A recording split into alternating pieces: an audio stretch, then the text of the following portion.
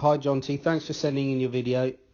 I've picked out a couple of shots today that highlight some of the things I want you to work on.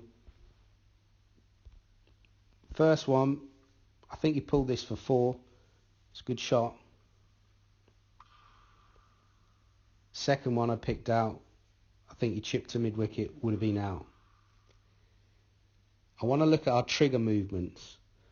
When we take a look at trigger movements, we want to make sure that we've moved and are still at point of release. So this first shot you played that was a good one. You were nice and still at point of release. You can see he hasn't bowled the ball, you're still ready to go, and you don't move again until the ball's released and you've picked the length. The second one, I've stopped it at the same point where you were nice and still before. Okay, and I want you to have a look at your front foot here, and you can see that it's starting to move again, and it's not until the ball has actually been released where you've actually got in a position where you're still, which now means you don't have much time to move again and get into a balanced position, and you chip the ball up into the air.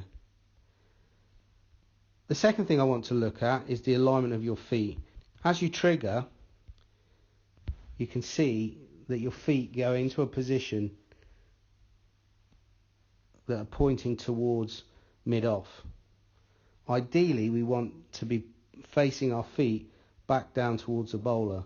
The reason for this is we want to be able to access the ball. And the thing I was wondering when watching your video was, what was he going to do when the ball was on his leg?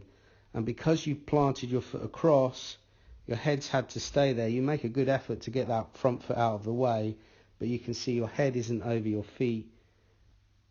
And now the only position, or the only way the ball will go now, is into the air, and you'll be caught out. So a couple of things to think about with your trigger: making sure you're moving early and are still at point of release, and secondly, getting your feet aligned down the wicket each and every time.